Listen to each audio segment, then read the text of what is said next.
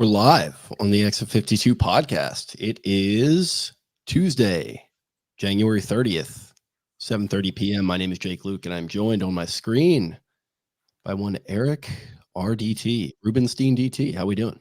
Rubenstein. Did I spell that right? I think so. I'm good. I've been in a state of shock, and like everyone else, and for some reason, again, I think I said it when the Rubenstein rumor started. This feels very real. This doesn't feel like any of the other ones. This feels very, very real. So I'm very excited and pumped up. I can't even get on Twitter or see my timeline because everything is freezing, and I think this is very, very good if you're an Orioles fan and a Baltimore fan. Yeah, I'm in a self-imposed Twitter hiatus anyway, so I haven't been on there. I've been kind of just sweating out this Ravens loss the last couple of days. It's just not a place that I need to go for my mental state. So I've been avoiding it, but the news kind of broke through you to me within our group chat, the Dong Bong, sending over the Puck News article by one John Orend, formerly of Sports Business Journal. He had been there forever, and as with a lot of the journalism industry, he was unfortunately ousted from there and is kind of doing his own thing with Puck News now. But Orange, as Taylor mentioned in the group chat, he's a Terp, Orioles fan, I believe, local to the DC area. And as far as what I can see in the article, I don't know if I wasn't able to read the full thing, but I got like the abridged version, so I'll just kind of read the whole thing verbatim. Headline: The Orioles prepare for private equity control. And John says, it looks like the Orioles sale is finally going to happen. I've had several plugged-in sources tell me that the team's owner, John Angelos, has agreed to sell the franchise to a group led by two private equity billionaires. David Rubenstein, who started the Carlyle Group, hails from Baltimore and has been tied to the deal for months, and Aries Management Corp co-founder Mike Arrighetti, who lives in New York. The extent of Arrighetti's involvement is unclear, but Rubenstein will become the, quote, control person, the term MLB uses for teams' decision makers. The deal values the club at $1.725 billion. So sounds like a deal with Rubenstein as kind of that majority owner, Daddy Warbucks figure, Mike Arrighetti kind of as maybe a little bit more of a minority owner, helping with the cash influx to push the deal over the goal line and then be involved in a smaller capacity. So did you like get access to the rest of the article? Was there more in there that I'm missing? Because I think I tried to even go to reader mode and I couldn't get through it. I just did real quick too. So the banner is like now saying like a sale is imminent, and Andy Koska just said Cal Ripken Jr. is part of the ownership group. Really? Yeah. Koska said that 4 minutes ago. I mean, Andy Koska, 26 minutes ago, David Rubenstein is set to become the control of the Orioles after he agreed to a deal to buy a stake of the Orioles. A source close to the matter confirms to the Baltimore Sun. The ownership group includes Mike Arrighetti. I don't know how to say that name. Maryland leaders, philanthropists, and sports legends. Wow.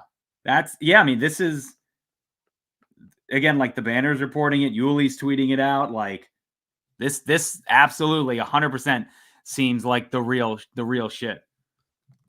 And it seems like, it seems like the perfect kind of way for John to exit the club here, as we discussed it a couple months ago. When was it? Around like Thanksgiving when this kind of started to percolate a little bit. Right around maybe there. Yeah, maybe even a little bit before that. But yeah, Rubenstein was kind of pegged as the guy there when all that reporting first came out, and we were all pretty much in lockstep. Like, yeah, like this seems like the perfect out here. This guy's super sharp. Actually, after all that happened, I went and we kind of joked around about the fact that he's super in with Bloomberg and he has his podcast and stuff. I listened to a few of his like shows, and super sharp guy, very well put together, great in front of a mic, great in front of a camera. I don't think we're going to be having any Martin Luther King Jr. Day type incidents with this guy anytime soon. So like just a perfect like face of the franchise type person, which you don't even necessarily really want an owner to even be, but like if he has to be that, he can. And if he is who we think he is, as far as being very smart and very sharp with the private equity type stuff, like he can really just hire the right people. And in my opinion, the right people are pretty much already in place here, and just sort of let them do their thing and hopefully bring in the influx of cash to allow them to operate in an even more kind of lean, mean type of way than they had been able to under Angelos, who, I think he, needs to be taken to the mat for not spending enough, but also his family is in a serious period of transition with his dad, maybe not going to be around for much longer, frankly, as sad as that is to say. And then feuding with his brothers and all that kind of stuff. It's just it's a thing as a fan that you really just never want to have to go through, having your team be kind of the butt of a joke like that, for as much as for as many reasons as they were, frankly, with the MLK Jr. thing and with the Kevin Brown thing this past year, which feels like a million years ago at this point, and with just the constant just dark cloud hanging over with the lease and everything like that. You know, it kind of feels like we're Andy Dufresne now. We're crawling out of the river of shit. And we're coming out the other side here. And David Rubenstein 100%. Is the light at the end of the tunnel for us. He's Morgan Freeman meeting us on the beach. Yeah. What's the place called? What's that town? My dad always before I die, I have to memorize that town because my dad's always like, we should meet there, blah, blah, blah, stuff like that. Yeah, again, I mean, this seems 100% real. I really think this is happening. And in the article, it said that I guess the MLB owners meetings are next week in Orlando, and it said that the owners are going to be briefed about it there. So, everything seems to be falling into place, and I don't know when or where. And like you said, it's very sad with Peter. I do think Peter has always gotten a bad rap. He was a guy who spent money on his team. He loved his players. I mean, he wouldn't let his guys he wasn't going to use scab players and preserve Cal's streak and stuff like that. And he really seemed to enjoy the team and owning the team, a baseball team, not just as a money-making machine. They were top 10 in payroll all the time when he was in charge. So it is sad that, again, he's coming to the end of his life. I know he's 94 and, he has some pretty bad dementia, but I think this is perfect for, like you said, that family. They're not going to be able to, they don't want to pay the taxes and, the amount of money that they're going to have to pay and stuff like that. I don't blame them for kind of wanting to get rid of it, but yeah, I mean, this is massive. And again, this seems 100% real. And I'm trying to get all my ducks in a row and catch up on all the information. But again, Cal being in it again, Hayes Gardner from the Sun, the Angelos family has agreed to sell the Orioles to David Rubenstein, according to sources with direct knowledge, blah, blah, blah, 1.725 billion. I don't know. This is fucking awesome. This is a day I think a lot of us really never thought would come or that we wouldn't see it. And again, especially for Ravens fans, I had a friend who was like, makes Sunday worth it. I'm not putting words in anybody else's mouth. I know obviously some people are still pretty depressed, but I mean, how can you not be fired the fuck up right now? I want spring training. I want to go down to Florida. I'm ready for Orioles baseball right now. This is incredible. Absolutely incredible. And as a diehard Ravens fan, I can never get too low. I can never be super depressed. I can never be tear it down. I can never get to that point. Why? Because I know the team is in good hands with a great owner. With Bisciotti, I mean, you can have your complaints about certain seasons here and maybe complacency, this and that and the other, but I don't know, man. If you're going to an AFC championship game and losing and that's the nadir of the last 365 days with this team, that's a pretty solid go of it. And obviously the Orioles, they were very competitive this past year and, top seed in the AL, and they crash out in the first round, as we all know very well. But ultimately, it still feels like and has felt like for a while that there is still yet another gear to be unlocked with this team. It felt like they were kind of bird dogging it a little bit as far as having Kyle Gibson being a guy that you're relying on for meaningful games. And your big trade is Jack Flaherty and some of the other guys that you're kind of running in and out of the lineup there that they didn't feel like. And I mean, it's easy to make this comparison now, but you look at the spending that the Rangers did. And of course, the fact that they go on to be the ultimate champions and they're the ones that knock you out. Of course, that's the comparison that I'm going to go to, but you look at the real legitimate investment made in the major league on the diamond product, that is ultimately what resulted in a ring for those guys. And I'm not expecting a ring ever. You really just can't expect them with a team, but you do hope that they'll try. And I think that was some of the complaints, not to make this all about the Ravens, but I do think that was some of the complaints with the Ravens was why don't they try at wide receiver? Why don't they make a change at coordinator? And you know what? They went out and did it. And then they finally win this playoff game and they get one of those monkeys off their back. And I know it didn't end in the way that everyone would have hoped, but God damn it, they tried and they got further than they have in a long time. And I think it was a worthwhile effort. And that is what I want to see now. And it's not going to happen right away, especially if Rubenstein isn't installed within any sort of quick timeline, which I wouldn't imagine it's going to be a very easy, or no, I wouldn't say easy, but it's not going to be a super quick transition in that regard. It might take another offseason, which Spenny, it's funny. He's kind of been all over this. He was saying that that's why we shouldn't expect any massive major league investments in free agency or the trade market, either last season or this coming off season. So maybe it will be next year, But the fact that it's just coming at all with this young core, shout out to the family in place. I don't know. It's just very encouraging because you'll still have a Henderson and a Rutschman with 4 or 5 years left on their deal. You'll still have Grayson Rodriguez. You'll still have a lot of these young guys. They still got guys they still got to call up here. I mean, there's a lot of work left to be done as far as bringing up all the premium talent that they have. But they're going to have to, like I said, they're going to have to start spending around them. And it might not be within the next couple months, but if Rubenstein becomes the owner, I'm expecting it to be within a year. And if not, I will be disappointed. But I don't know. At least we'll have the PR nightmares will ideally be out of the way. That is one thing that I am not used to dealing with as a fan. Even with Peter, to your point, I never really grew up in an era where Peter was like beloved. He was pretty much, by the time I started getting to the Orioles, people were kind of already over him. And then John, like, I don't know, I didn't think John was like that bad right out of the gate. Like, one of his first moves was to hire Elias, and it felt like he kind of got out of the way there for a couple of years. And then, man, just out of nowhere, these past couple of years, it's just been, he's been putting his foot in his mouth left and right and sideways. And, hopefully that'll be, like I said, we'll be putting an end to that and moving forward into the Big Daddy Dave era here. And Mike, shout out to Uncle Mike Arrighetti. Uncle Dave and Uncle Mike. But no, yeah, again, I think you're spot on. And again, a guy with, I think he has 4 times the worth that John Angelos has, like Rubenstein and company. You're not just going to buy a team just to buy it. Like again, this is a brand new toy. If you're buying that convertible, that what's the word? What's that car? Corvette. If you're buying that, you're going 110. You're going 120. He's a fan too, if he's from the area, and that would make me think that like he's going to want to make this thing happen. He has an emotional investment in the team. And again, I don't know if you saw, like, there was a screenshot of he was liking, the Orioles Gunnar Henderson tweet. Jackson Holiday was liking a picture, I think the John Boy picture or something on Instagram. So again, it's like the players seem to, I've gotten some texts from people being like, what is this feeling? Like, people in the organization being like, what is this? This is great. And it's like, yes, it is. It really, really is. Again, I'm still just trying to catch up on everything and not miss anything. But I mean, this is huge. This could not have come at a better time. And I'm very excited. Like you said, the extensions, it's not going to happen, the sale, and then the next day it's going to be like Adley, Gunnar, Grayson, DL, and Jackson extension. It's like, it's a long process. Again, it could take as long as a year, could be more, but this is a massive step in the right direction, I think, for the team, the franchise. I think if you're one of the players, you're like you say, you're jacked to the tits. You are absolutely jacked to the tits. Again, there's a guy who's going to invest. He's going to put money into us so we can stay here and win championships and do all this stuff. And I mean, we've talked about Baltimore being a great sports town for years.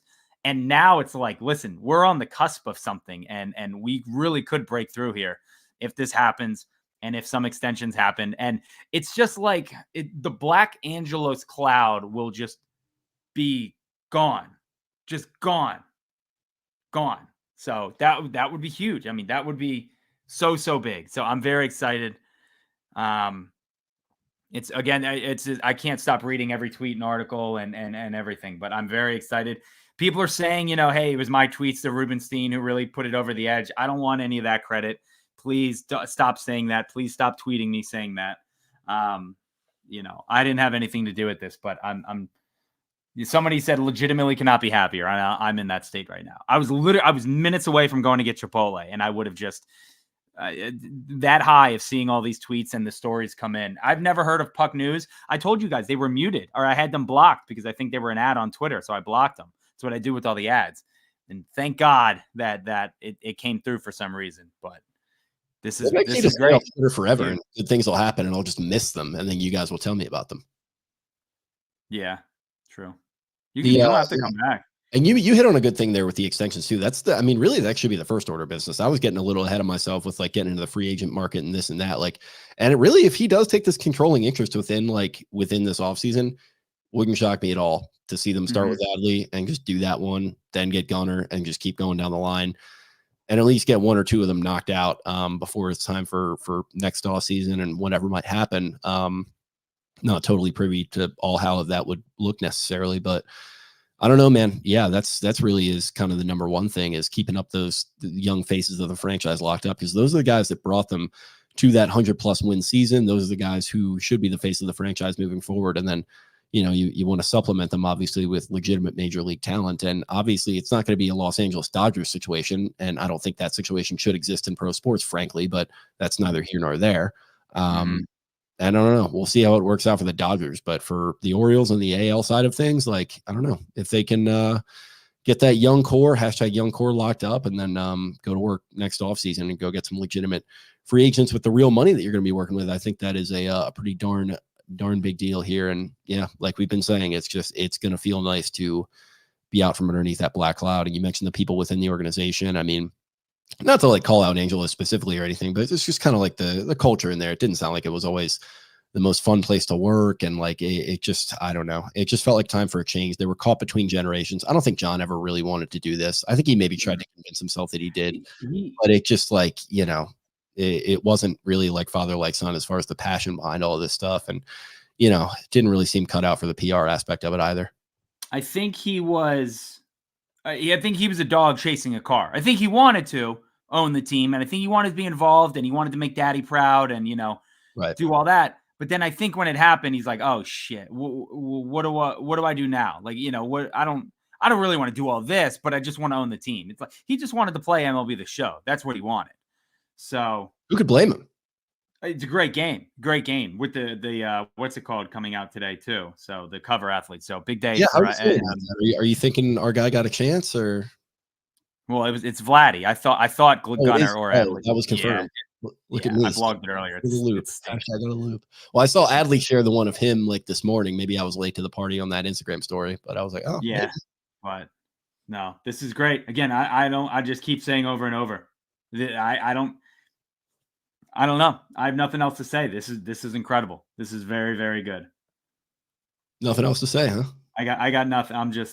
My head is spinning right now. Like I legitimately never thought this day would come. Like I kind of just figured that we would just kick this can down the road, the Angelos can, forever and ever and ever. This was kind of a quick turnaround. Like when that thing first leaked, I was like, all right, maybe like 365, and like we'll revisit this thing and be like, all right, when is this happening? This is like I said, it's only been a couple months. That is very fast. But I guess like I don't know. Spenny has talked about the kind of that real estate or not real estate. What is that sort of tax that kicks in after the inheritance? Yeah, the inheritance tax after Peter passes away. Like, it probably would have behooved them to move pretty quickly here. So I guess maybe that was a part of the calculus of it. Yeah, someone else had pointed something out, and they said maybe. I mean, who knows? Again, this is kind of like a movie situation where someone is like, hey, listen, John, here's all the blackmail we have. Here's the list. Either you sell it or, hey, some of this stuff may start to leak. I don't know. Again, that's just me throwing stuff to the wall and seeing what sticks. But I don't know. But it's interesting. And again, it seems like it came together very, very quickly. But not quickly enough. I would have liked to see Uncle David out at the Birdland Caravan. That maybe could have salvaged some of the lost star power. Maybe he was there. I talked to Uncle Mike there. Told you, Uncle Mike walked right by me and said, Eric, Uncle how are you? You guys are on first name terms. Who would have thought that? Not me. Had no clue that we were on first name basis there. So, yeah. And then you managed to sneak your way into the back of a picture with old Hyder there. Yeah, that was great. Somebody thought I was drinking a Michelob at 7 a.m. It's like, sir, that is a Red Bull. That is a Red Bull. High noon. Yeah. Yeah, I wish. But yeah, I don't know. I don't have anything else. I'm over the moon happy. I think this is real, and everyone should be very ecstatic and just call someone, text someone, tell them how happy you are. Call your parents, call your dad. Yes. I just got a bot. I'm not saying who, but somebody just sent me a picture drinking champagne out of a glass. This is great. I love it. I may go to the bar tonight. I don't know. Honestly, you probably should head on down to Maple Lawn. Maybe watch on one of the myriad TVs they have. Yeah, I'll figure something out. But I'm very excited right now. So everyone should be, as everyone should. Some radio hits you got to do here. Yeah, I don't know. I'm trying to juggle all that. But okay. Yeah, we are all good. I'm glad we did this. This was good to get out and get something on the air here. I think like we said, there's not a whole lot to say. You've just got kind of that short Short right up there from John Orand and Puck News. So shout out to him for breaking this. It's a very, very big story. Pay your fucking journalists, people. Stop gutting these places. How about that? Let's start there. And yeah, other than that, we really don't have much other than it's a very good day. And for me, a nice salve after what's been a tough couple days here. So I did. But by the way, I did DM John Orand yet. Just quote, "Are we best friends?" I have not heard back yet. Try to get him on the pod. See if we can talk this stuff over. Yeah, I would love to. If he DMs me back, I will 100%. We will get him on the pod. Sounds good. That would be great. Okay. Was that all we got? I think that's all we got. All right, y'all. Well, thanks for tuning in for this quick live. And for anyone listening on the podcast, I'll get this posted right after. But yeah, looks like the Baltimore Orioles are going to be sold imminently to David Rubenstein of the Carlisle Group and Mike Arrighetti, as has been percolating, like we said, for a couple months. Feels like it's finally going to be happening here. And man, that is quite something.